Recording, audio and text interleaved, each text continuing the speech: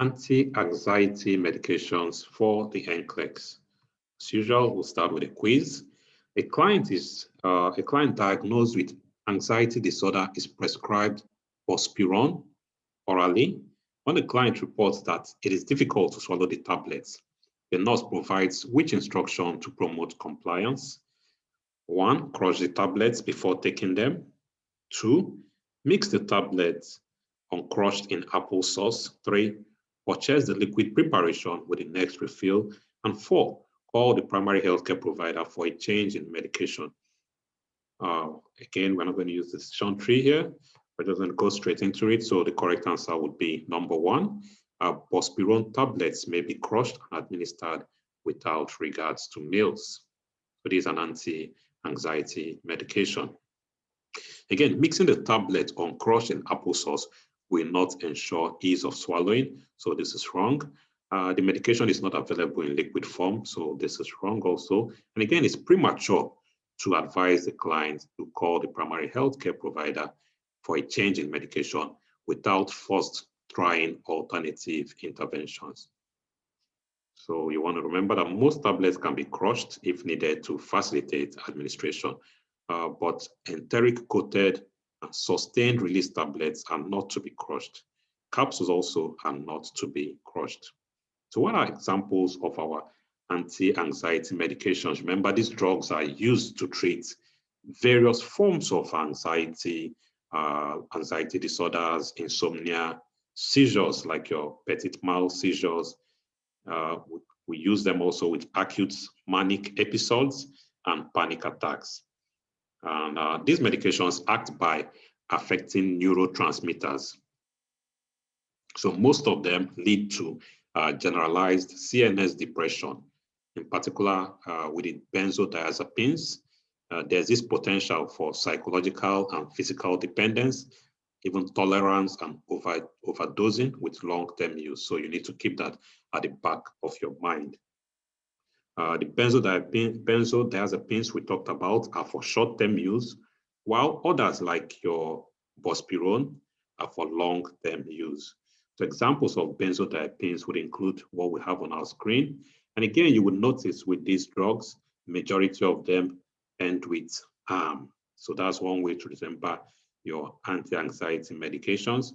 Majority of them end with AM, that's suffix AM, and include your chlordiazepoxide, your diazepam, your alprazolam, your lorazepam, your oxazepam, and midazolam. So remember the suffix am. So these are our benzodiazepine derivatives.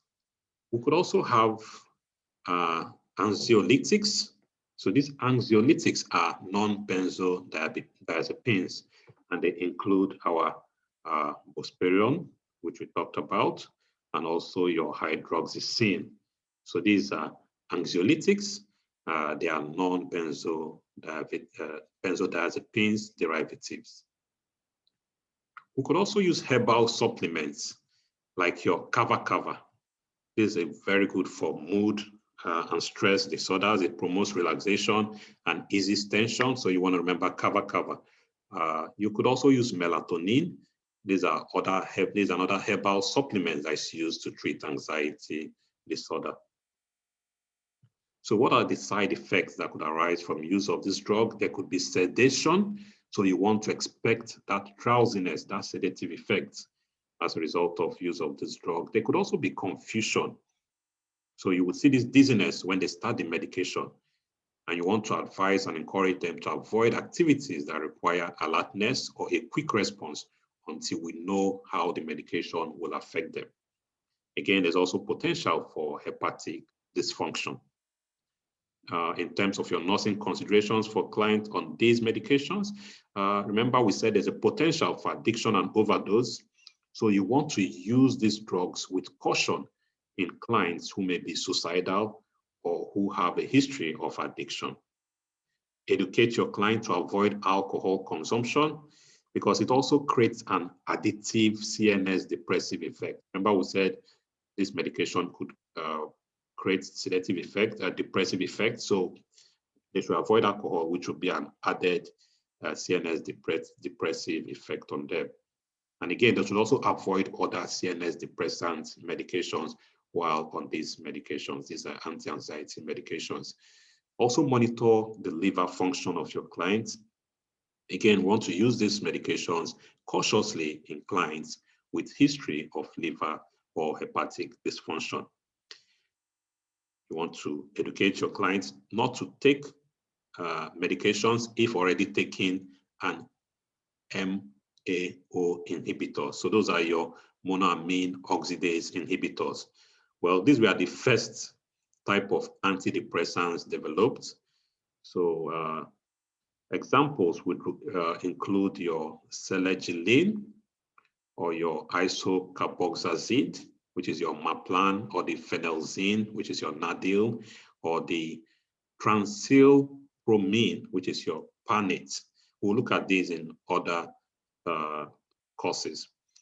Okay, again, you also want to advise the client if they are going to change anti-anxiety medications or they want to stop taking it, they need to gradually taper down their dose. They are never to stop these medications abruptly.